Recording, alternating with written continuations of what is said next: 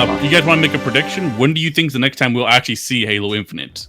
Just let's do that. That is a good you don't have to have evidence. It's just your pure guess. Like, I'll go first because I asked the question. Go ahead. You think the VGA? Because that's exactly what I think. Yeah, I think December 10th, VGAs, and this is my reasoning for it, and then I'll let you guys go. But I think if you're going to show off Halo Infinite again, you're going to have to do it on a bunch of eyes because Halo Infinite doesn't have the best press, right? Nope. VGAs, it competes with the Oscars. I think it had more viewership than the Oscars last time, actually. So that's the perfect place to re-show Halo Infinite the right way. That's just my prediction. And they did show off the Series X officially there last time. All right, who's next? They did show Halo 5 there, I remember, right? Right, and they announced the beta, wasn't it? I think you're right. At that time? Because we had the Halo 5 beta at the very end of 2014, I think? Or no, 2015? I don't know. It was like the very early of 2015. It was like a whole year before release. Yeah. It was the release December date. of 2014, I think. Yeah, so I'll let Sean go. I'm curious to see what he thinks. It really depends if it's spring or holiday, honestly, you know? Nothing until next year. Oh, Yeah, I honestly Maybe, at this like, trend, February. I'm not expecting like an explosion, like just a nuke, you know? That just seems because like we kept thinking that there was going to be nukes, you know? Like today was supposed to be the release date, you know, and there's nothing, you know, and I predicted that there was going to be a little bit of gameplay. And I was wrong about that. You know, we got that, you know, dude flying around the Xbox Series X, you know, trailer 2 or whatever, which was pretty substanceless in that. So it was like kind of a disappointment as far as that goes. But if the game is to release in at spring, I think that is honestly super unlikely at this point. Although with like how 343 had planned on showing us nothing at all until the last couple months, until they showed us stuff at the end of July. All right, that's 4 months before the release. Okay, so if this game is going to be releasing in April or May, right, that means like the latest they can show it off is January. So it's either January or it's got to be July. I don't think there's any in betweens or, you know, any sooner than that. It has to be January, I think. I agree. I think they just took their whatever plans they had and they just kind of paused it and extended it out. So if it comes out, I think we're like 3 months away from the game being launched when it got delayed. So just take whatever the time was and just add 3 months. So like if it's going to come out in April, for example, it's going to be late January. We'll get something. And then if it's May, then February. Not going to give anything, bro. They don't... Bro, they don't matter. Yeah. So many people have like Monster XP in the bank right now. They're gonna be sitting in the bank for like months. They have a 4-month timeline of marketing, and they probably got this down to a science. You know, we'll release the campaign screenshots, then we'll release this teaser, and then we'll talk about Ashuram and, you know, how much of a dick he is in the campaign, and then we're gonna tease this. They have a 4-month thing, and if I was 343, I wouldn't want to rework everything, you know, because there's not really many events to go on to next year anyway, because COVID, and so they're not going to, in my opinion, they're not going to be relying on like the typical, you know, game conference or the VGAs. If that even still happens, is that still happening? It is happening. Yeah, you know, okay. I bet you that we get something at the Super Bowl too. Like I bet you they drop something at Super Bowl. They did the Taco Bell commercial. Super Bowl. They have a 4-month timeline. February. And honestly, if I was them, I would move that 4-month timeline of marketing to next year, depending on the release date. You know. Yeah.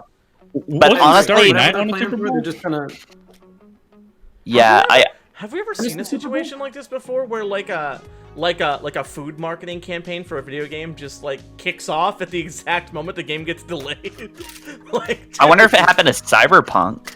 Maybe. I don't think they have cyber food. Yeah, they didn't have much food marketing for that game, I guess. No. I wonder if like Call of Duty's never really been delayed, has it? No, it hasn't. No, it just keeps its release. You know what I find so bizarre is that one Hyperius guy with Locke's helmet on his shoulder. Oh, right, dude? What the hell is that? That's never been explained. In fact, Sean, I meant to cover something you covered a long time ago. I still haven't talked about it. Is like Hyperius was confirmed as a Spartan hunter. You know, it isn't super surprising. Like, yeah, Spartan killer. But But I need to cover that. If you could send me that video, I would love to shout you out for that. But that is certainly interesting. But I don't know. It's weird. We've never had this before. It's definitely. Oh, this is the worst ever. I think this is going to be worse than the other content drop. At least like earlier this year, people were excited for the game because we had a release date and they knew stuff was coming. We knew, all right, the game's coming at the end of the year. We know we're going to get something for E3, you know, July reveal. We knew we were going to get something.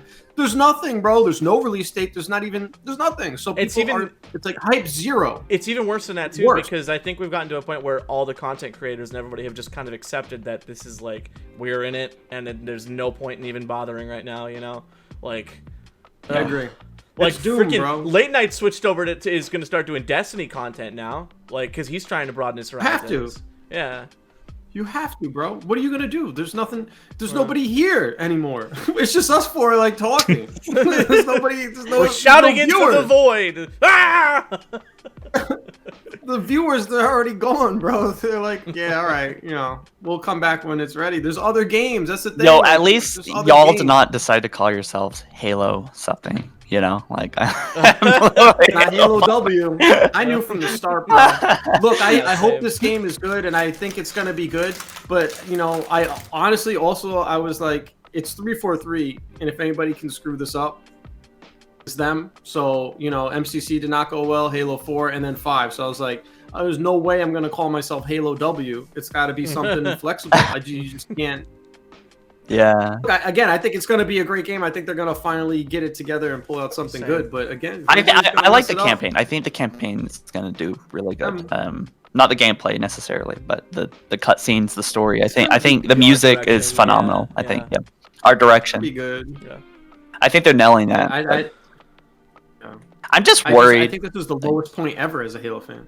Ever. Yeah. I've never felt this low.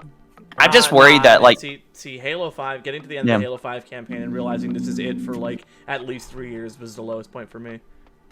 Yeah, Sean, me and you have been talking about it. Is that like if what they're probably trying to do is they're trying to like meet Halo fan standards while also trying to appeal to the masses, and what could happen is some gross, you know, mutant kind of thing no one wants to play on or with, you know, might come out, you know. Yeah, because that's the worst thing is when sometimes when you try to please everyone, you end up pleasing no one, you know, and that's what like kind of like what happened with Halo 5. It's kind of like what happens with Call of Duty games recently, and like a lot of game series are just getting taking really bad hits because they always want to meet everyone in the middle, and it's like if everyone's met in the middle, no one's satisfied, you know, no one walks away from an experience satisfied.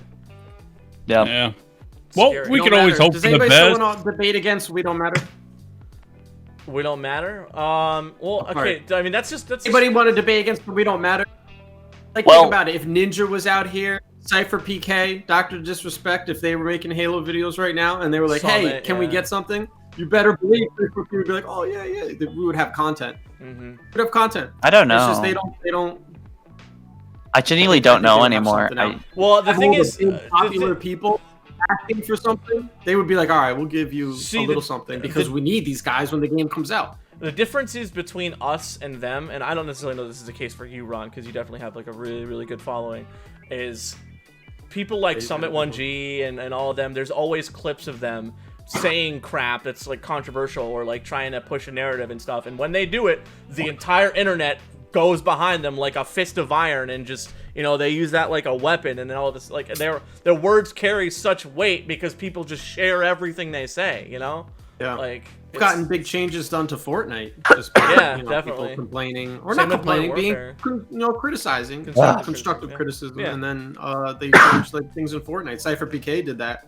Yeah, he's a monster, bro. He pulls almost like every time I check, he's pulling 1 million a day on. He does daily videos, 1 million a day. If that dude he wouldn't, because it makes no sense. But if he came out and was like, hey, we need some info on Halo, man. They got to come out and do something. And everybody's like, yeah, you're right. Well, the pressure, bro, and that's a part of drop content.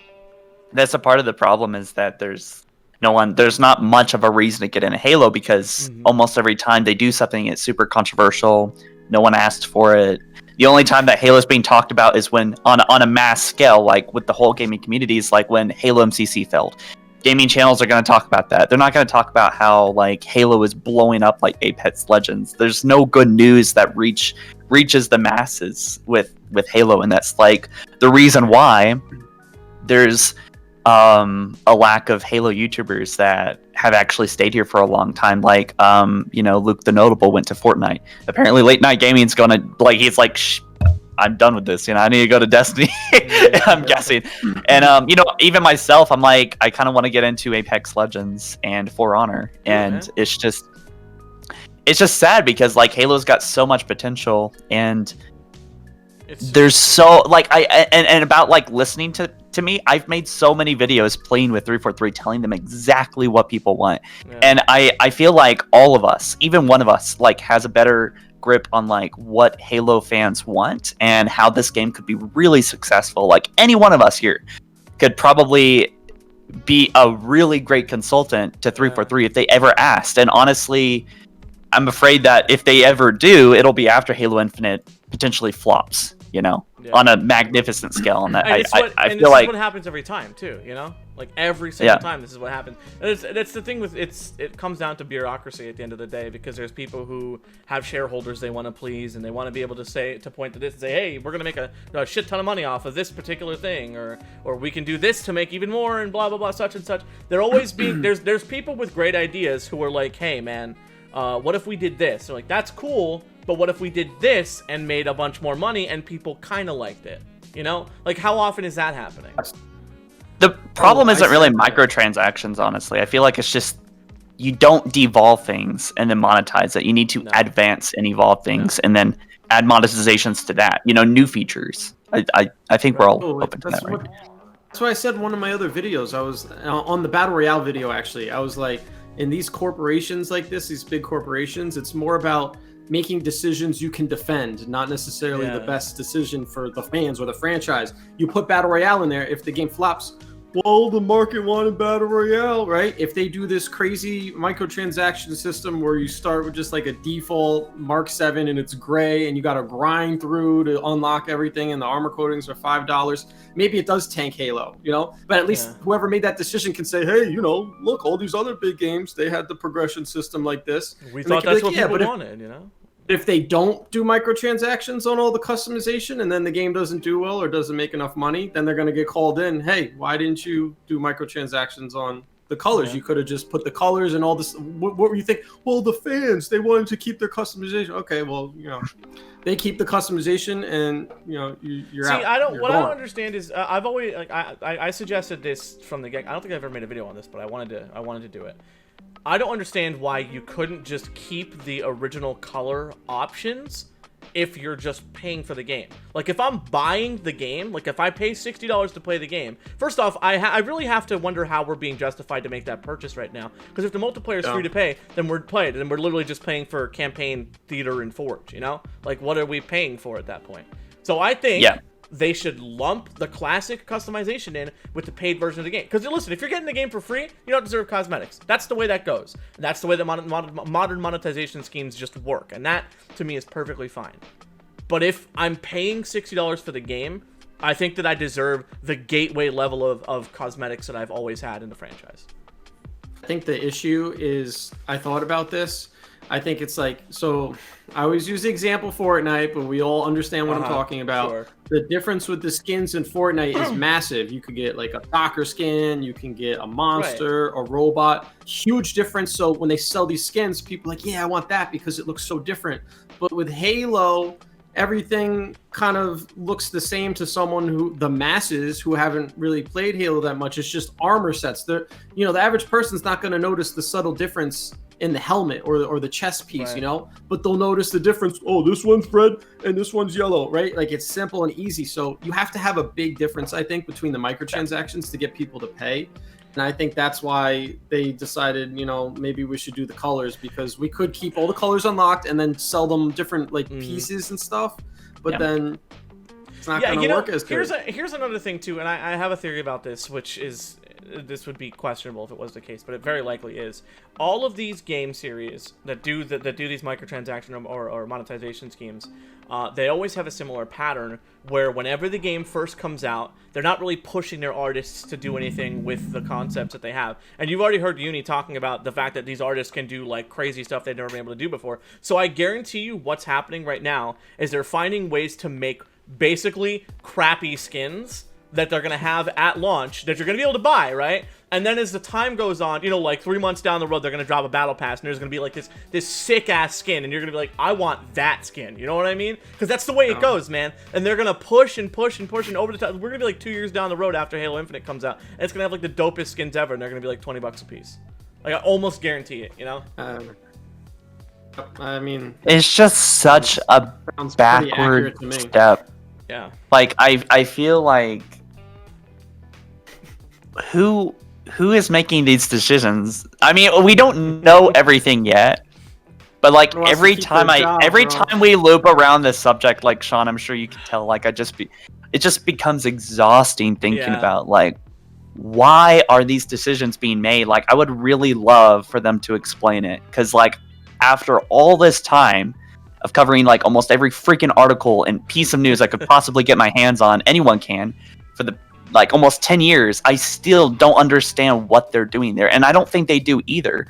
Like, I remember this one thing that I think it was Frank O'Connor or someone was saying in a thing, is that when they started making Halo 4, like they were, well, I think at that point they already finished Halo 4's story and was wrapping up like the cutscenes and stuff. They still had no idea what they were doing. Like, they were like, we got this beginning part and we're just going to figure it out along the way. Like, they had no like end sight and goal, or they had no, you know, end goal, I guess is what I'm trying to say. Right.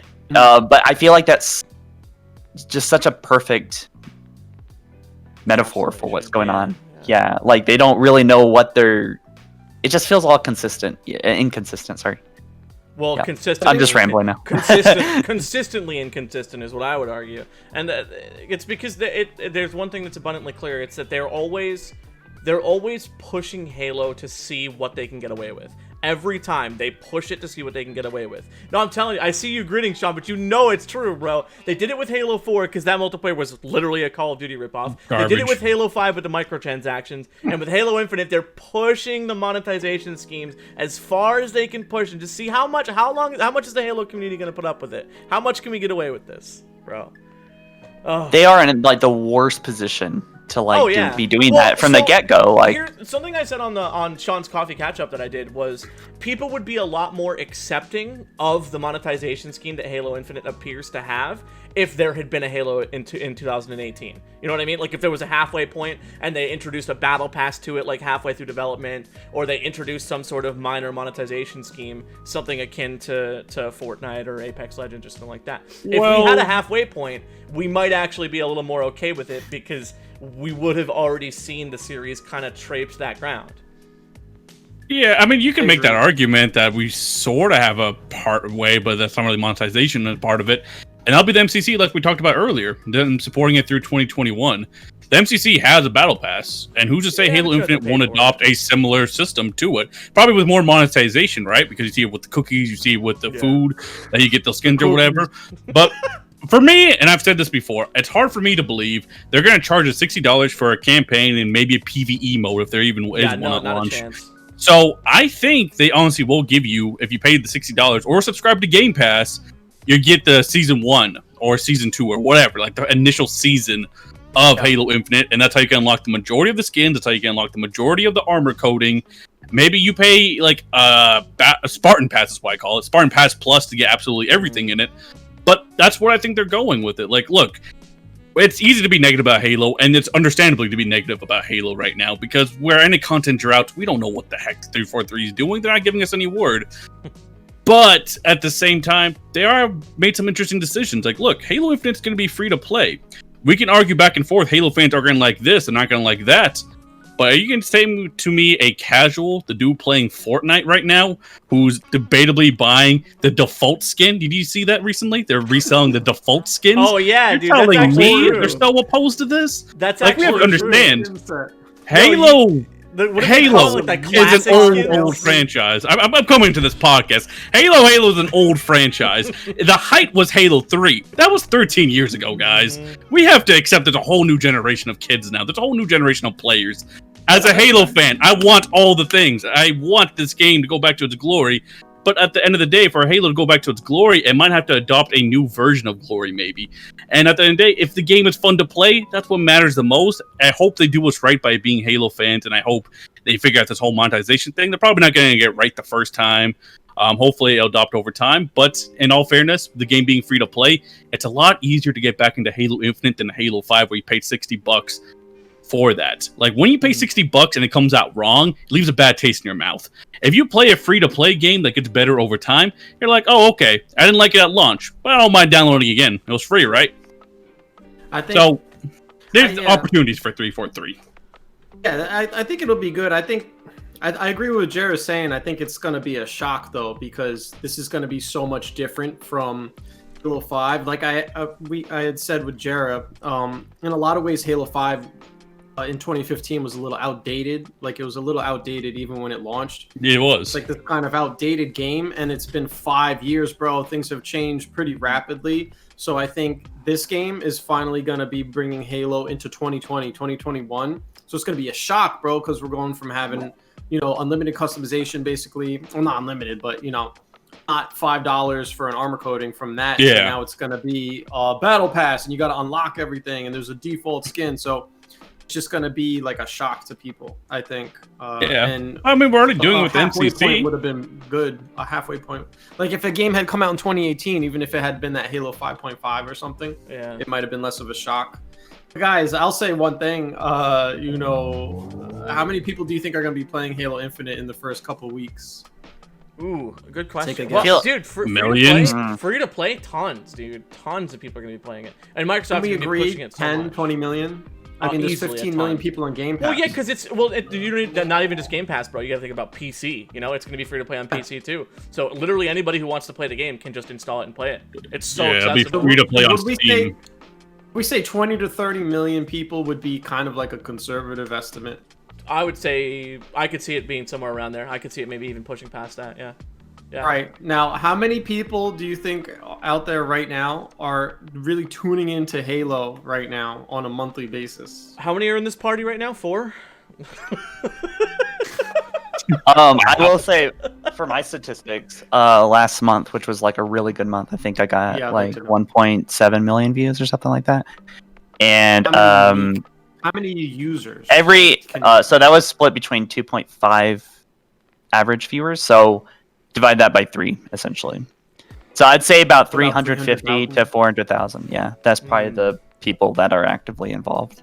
Probably the Halo community, honestly, because there's not a whole lot of people, I think, on Reddit either. Yeah. Like, if you counted all the people on Reddit, it'd probably be like 50 to 100,000 people, maybe, that are variably involved. But let's be generous and say 1 million people. Yeah, it's not 1 million people. We just said there's probably going to be like minimum 20 to 30 million people. Yeah. Oh yeah. Dude. So like the floodgates are gonna. There's just like a lot of Halo fans that have spread out like a long time ago. You know that moved on. Like, they're playing the popular games. Yeah. They're playing it like Apex, even they're playing Call of Duty. Yeah, there's like you showed me. There's like lots of Halo YouTubers still out there that have millions of subs, but they're not doing Halo stuff. So they're not really Halo Ninja. But they're big fans of Halo. You know, pro. Like that's where you got to start. There you go. Yeah. He was. I think he was a Halo 5 pro, Sleeping Agents. I know he was playing that a lot. He started in Halo 3, I'm pretty sure. I think he was in Reach as well. Whatever competitive that Reach even had.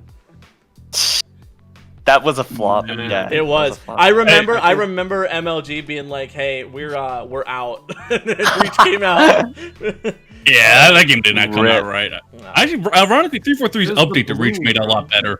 But the title update. But speaking of that, if Halo Infinite's gonna be for the masses, imagine if they do like big deals with like, let's say, Marvel. They do it with Star Wars. You know how Fortnite does like those cheesy things where you can be like Han Solo or whatever. I don't think Halo Infinite's can get to that point. But what if they introduce, you know, like Marvel skins to the game, Marvel AR, like that? Let me tell you something. Look at the cookies. Let me say 2 things about that. I think they're gonna do crossovers. Let me say 2 things about that. One, if they're poised to do that kind of thing, Game's rated T. Sorry, guys. Sorry to break your hearts. Oh yeah. It's I didn't Oh, know. we already know that. Isn't that already confirmed? I Yeah, care it's so much basically about that. What's that? I just don't care. I don't care if it's. I tier. do. just I don't like understand. to paint the world I- with grunt blood. I just, you know. But, I don't know. I Man, just don't Halo 5 has care. blood in it. I and you understand why can people believe. care. I guess. Well, What is like it, you want the I miss blood? no, it's not even that. I miss the cussing Marines and stuff instead of like literally nobody ever saying anything but like generic cookie cutter. Like you literally couldn't have Sergeant Johnson nowadays. And if you did, he would just be really boring and lame, you know? He'd be like "Hello friends, how are you? Great quarterly sharings we had this week." Like what? Yeah. I think it's because I played through campaign once usually. I love the story, but I kind of played through once and I go right for the multiplayer, so I'm just not that worried about like language and blood. Yeah, I played Halo 5 exactly like that, but every other Halo game like I think really the roots of the problem is not Marines cussing. I don't think that's why people are upset. I think really the roots of it is that they are sacrificing what would probably be an organic vision, irrelevant to who it might appeal to. Like, Yeah. I've said this a lot to you, Sean, in videos and stuff, but like they need to stop worrying about who to appeal to and all that garbage, because it's constantly screwing up their vision for what would otherwise be a great Halo game. And if it comes out to be an M-rated game, like let's say for example in the story it would just better fit the theme and impact to the player, you know, telling a good stories like a bunch of Marines ripped up, for example, you know, their body parts scattered around the room, then that would be an appropriate moment to be like, all right, let's just screw it, let's make this game M-rated, because that's going to better tell the story. You know, if it so happens to be T-rated, then well, okay, so that's the reason why I'm concerned about a T rating for any Halo game, is because it means that there will definitely be limitations to storytelling as a whole, and the world is only going to feel so grounded. Like, am I going to watch am I going to watch like a spore or something, like a flood spore, infect a guy, and he doesn't have some grotesque animation, he just goes, and suddenly he's flood? Like, what is that going to look like? You know what I mean? Like, I think that there's a body horror element to the flood that's important. There's a grittiness to the world that's important, and there's a realism to it that if I don't hear people cussing, it just takes, like, if I hear some dude, the worst thing any game can do, and a lot of games don't do this, but is to like do the self-censor. We're like, what the fudge is going on here? I'm out, I'm gonna bounce. That is annoying. That's my number one worry for this game. I'll be honest with you, it seems like a lot of the stuff they're doing, we haven't seen much, but it seems like they're trying to reverse engineer Fortnite in a lot of ways. I don't know, maybe not, but it's like, bro, what made Fortnite popular is complicated. It's not as simple as just do Battle Royale. You know, like there's a nuance to it. And you know, Fortnite, most popular shooter game ever, and they kind of, like, from what I understand, they kind of just cobbled that together. Like, that was a side thing, they just kind of threw it together. And that's probably why it worked, because the people who made that, they had like free creative range. They're just like, hey, you just make this battle royale thing, you know, PUBG, make something like that, and they're like, okay, what if we do this building thing? There's no one there to be like, well, no, they're not going to want the build. They're like, yeah, just do whatever you want. And I feel like with Halo, if they're trying to reverse engineer the success of other stuff, and that's why I agree with you with the T and the M, it's like, just like, make something with no limitations, just make it good, just, you know, let that creative force come out, just make something good. But if you're going to try and reverse engineer the success of Apex, because Bonnie Ross name dropped Apex, they're like, yeah, we're looking at Apex, we think Halo could do that. Bro, if you're looking at Apex and you're trying to reverse engineer that, it's not going to work. You have to just let the creative juices flow. Yeah, what would be cool and natural, and I think, like, honestly, that big multiplayer mode we've been talking about for so long, I think like a big team battle that had elements of Battle Royale, Warzone, would be really cool, you know? Yeah. But imagine they do Battle Royale and it's more like I could see them being like, we need a Battle Royale mode. Okay, well, what are we going to do? Oh, you know, just make it just like our Halo 5 ones, as good as those are. Just like kind of basic and kind of like boring, you know, like just like no flair to it or nothing special, you know? Like just taking like Apex and just trying to Halo-fy Apex rather than from the ground up just building like an organic mode somehow. Yeah, like that's so true, because the thing is, I want a Halo I want a Halo BR because of everything that entails. Because like there are ODSTs in the world. There are the fact that Spartans can literally fucking impact in from orbit and not die. They can just survive that kind of crap. Like the world of Halo, the lore and everything, it is so perfect for it that they could get so creative for it. Like I want a Halo BR, but I don't want it to just be a BR. You know what I mean? I want it to be a Halo BR. I want the BR genre to conform to Halo, not Halo to conform to the BR genre. Right. And we don't want like Apex. We don't want Halo Apex Battle Royale. And right. It's worrying because Bonnie Ross literally like verbatim said, name drop. Oh yeah, we've looked at Apex and you could see how you could do a lot of that in Halo. We would do that. Yeah, we would do that if we were to go in that direction. We would. Yeah. Or that's how. Yeah. The other problem basically. too. She said it in a very weird way, but yeah.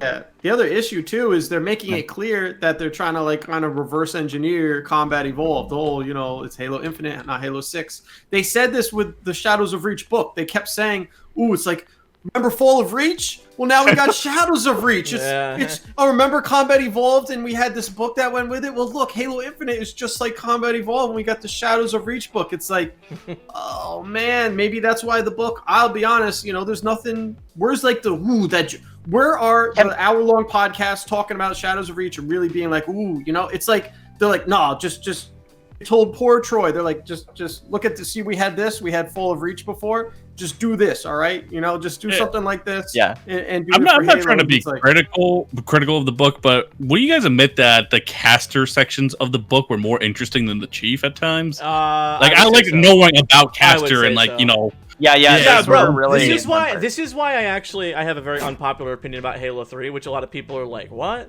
I think that Halo 2's campaign was infinitely better than Halo 3's. Man, I don't have it is. Here. See, I think that Halo 3's campaign would have been perfect if we had some sort of Covenant perspective. Bro, you holding that with your chin? Yeah, I agree. Oh, Ultimate. Let me get my copy of Shadows of Reach. Hold on. Wait 1 second. Yeah. All right, here we go. The Ultimate crossover. The cookies are now in the Shadows of Reach. There you go. I got my copy. Oh shit! There you go. There you go. Let me see something here. Can I just say something really wacky and controversial? Absolutely. Like I'm so over Halo CE. Like the mechanics were clunky, the sounds were crap. Even the anniversary, like it was just a model swap, like in texture swap. There wasn't anything. They didn't do the whole blur thing. Like Halo 2 Anniversary was so far superior. And like if you look at Halo 1 Anniversary scenes, Cortana has no added facial movements. She's still dude. They just use like the same. They use the so same over bones. Halo 1. Bro, it needs. What I think is I think we need a Halo Combat Evolved anniversary. We need it to like I want them to go in. I want them to tear it apart, and I want them to make it look better. No, they already did this with Halo Reach. With my unknown Halo Infinite weapon. What is that weapon? They did this with. Do y'all remember Halo Reach? Should I at Unishek on Twitter? Hey, what's this? Maybe he'll respond. Pew pew pew pew pew. Is the name not for? Isn't that been revealed? The name's been dropped for that. And then I think the name's been dropped. I don't know what the heck it is. Blaster, but we don't know for sure because sometimes they screw up with these. The armament? Yeah, the armament. That's is that the one that's supposed to affect like gravity or something weird like that? I don't even know. What? No, we don't know anything. We only know would be cool, armament blaster. Oh my god, that would be. I will say about Combat Evolved, bro. Like I was hyping that game up, and then it's always been one of my favorite games, and I played it this year. I replayed it when I was doing my lore series. I was like, let me just play this. I played the anniversary. I won't lie, bro. It did feel pretty outdated. The story's still solid, but it is very outdated. Wait, and this is my controversial opinion on Combat Evolved. Like when I started Halo, I started with Halo 2 actually, so I went back to Combat Evolved. Halo 2 was way better. Yeah, I could be totally honest with you. I don't love Combat Evolved. It's a good game. Way better. Halo 2 is way better. The campaign or the multiplayer? No, the campaign. I like the Halo 2 campaign way more than Combat Evolved. Dude, Halo 2's campaign is like a masterpiece in storytelling. It's like damn, I can't believe you guys think that. Dude, it's like Empire of Star Wars, you know? Like it's like the big Halo Combat Evolved was good, but Halo 2 was way better to me. There's never been a bigger feeling campaign than Halo 2's. It's never gone to that scale. I actually can't believe in retrospect. Go ahead. I was most active back then because I was almost the top Halo 2 player. Bro, when Halo 2 came out, man, like, and all my friends played it too. we were all disappointed because what they had hyped up for Halo 2's campaign was that it was going to be this huge battle on Earth with like the Covenant. Yeah, that's what I want to talk about. And then the first couple of missions were kind of dry, bro. And then it's just like, oh, now we're over here. And then it ends on this cliffhanger, and it's like Master Chief comes back to Earth, and it's like, sir, finishing this fight. We came into school, we're like, yo, they hyped up this huge battle on Earth. It was all this time, controversial. And then they have that. They're like, oh, you just gotta wait one more game. You're gonna get that big battle on Earth. We were very disappointed. I remember being disappointed. And Halo 2 was my favorite by far. But I enjoyed playing the campaign. But I'm just saying, my experience back then and the way I feel about it now, it was obvious it was like a rushed thing, and it wasn't really what they promised. They promised this big battle on Earth. No, they got it like 6 levels. Well, like I'll say this for Halo 2's defense. Yeah, I mean, I'll say this much. I wasn't around for the Halo 2 marketing. Like, I was pretty young back then, so I don't even know anything about it. I just started with that game and even picked it up by accident. But, see, Halo 2, kind of like Halo Infinite, had, like, a lot of development issues or whatever, but I thought it came out to be a great game. And, it was interesting when they showed off Halo 2. They used a lighting engine. I don't know if you guys know this. That didn't even work on the original Xbox. That's why the game looks so different. Yeah. They used a lighting engine that didn't even work on the OG Xbox. They were using a lighting technique which was used in Doom 3. Like the Doom 3, like the one that was like really horror-y and stuff. And they realized very quickly that since it was all outdoor open areas, you literally couldn't do it. That's why Halo 2's graphics are kind of like really flat and dry. It's because it was designed with a different graphical engine in mind. And actually, I was going to make a Halo 2 history video. I think it's the best multiplayer ever. But bro, when that multiplayer came out, like vanilla Halo 2 is garbage. Like it's terrible. It's like it is.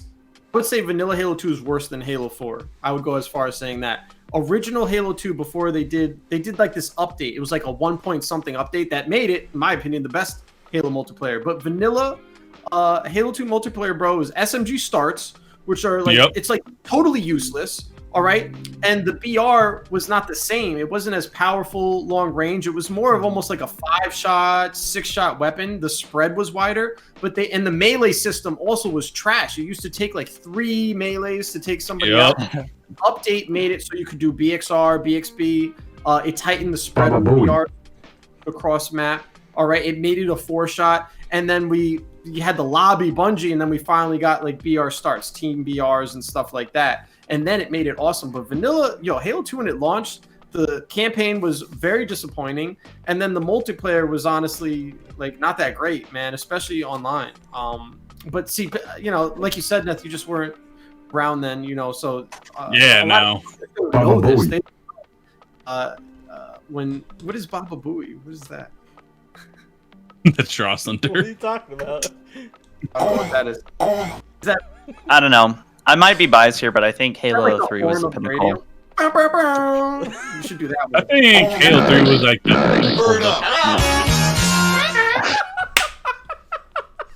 Dude, is that a soundboard? I'm setting the soundboard right now. Oh, nice. I got. Soundboard. Why have you not been soundboarding this whole video? There are so many things I could think of I wanted to play. All right, well, guys, we holy crap, we went way longer than we expected to. I'm honestly I'm happy about it, but we had a good conversation. We gotta do this again sometime, I think.